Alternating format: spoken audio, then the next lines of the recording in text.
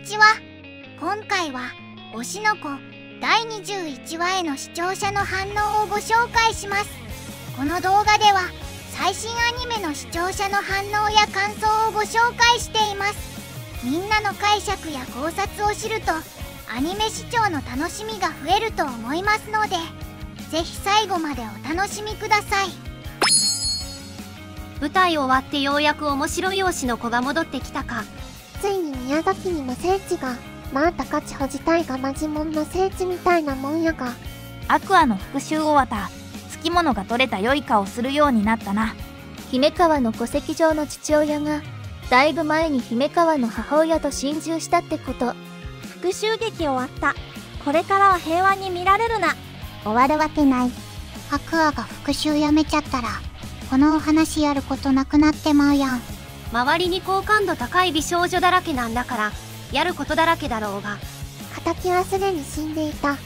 じゃあ愛を刺した犯人に場所を教えた後に心中してたってこと。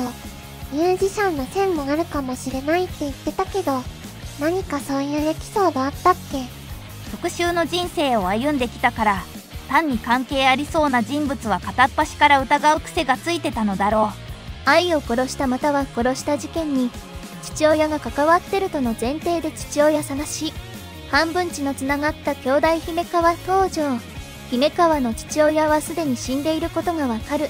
あら、父親この世にも無いないのなら復讐する必要ないやん。という流れだが、一つ重要な見落としがある。アクアと姫川は親が同じだが、それが父親とは限らない。浮気するのは男とは限らない。つまり、父親って言ってなかったっけ？視聴者へのあからさまなミスリード。異母兄弟の話、おっさん膝枕してた女の子に聞かれてたよね。口外されないのかな。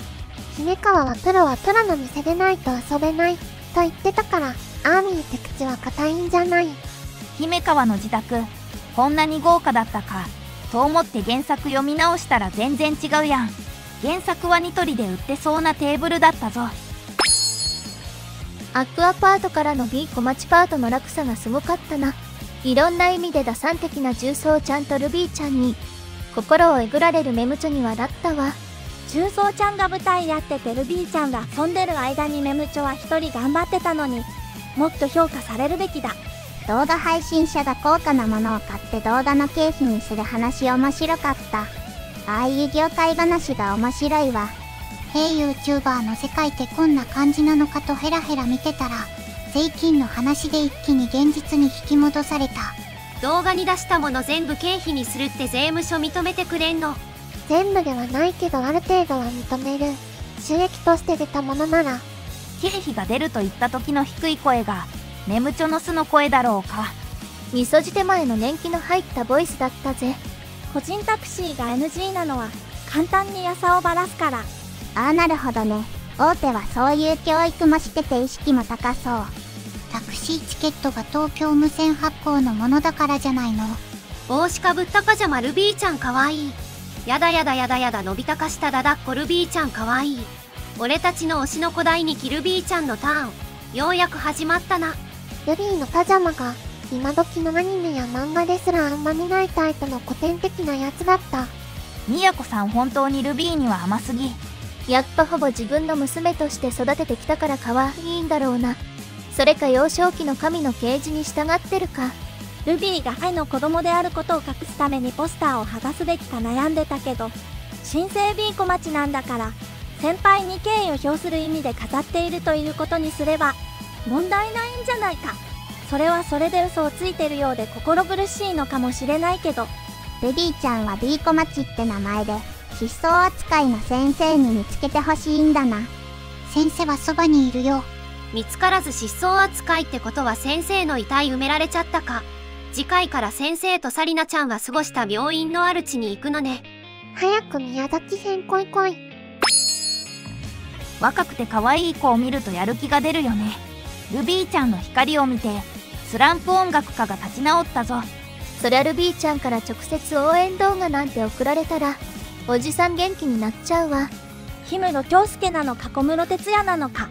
ルビーの動画に愛の姿をダブらせればよかったのに。それ思った。あかねちゃんのアクアを心配する LINE のメッセージが内容控えめで3通ってのがあんまうざがられない容器を使っているというか、あかねちゃんらしくてよかった。確かに絶妙なところ。本当はもっと心配で送りたいけど、距離感測って我慢してそう。能力者みたいな少女出てきたぞ。つくよみ声優。このいかにも声優予想してくださいみたいな終わり方だと逆に興味なくす。高橋理恵希望。でもあれだけで当てられたらすごいと思うよ。結城葵ではなさそうだけど、はてな。とやるからには中堅以上じゃないのかな。あのエヘだけで分析した声オタさんの今のところの見解。上坂すみれ、天宮空、内山優美、七色声の種崎敦美らしい。今回の声だけで見れば上坂っぽいけど、いつか幼少期アクアの声真似もしなくちゃならないし。はあ、できるはなめんなというセリフも言わなくちゃならないから、もっと幅広い性質の人な気がする。種崎さんはありだな。あの少女って宮崎県の天孫降臨スピリチュアルパワーが生んだ座敷わらしかなんかじゃないの。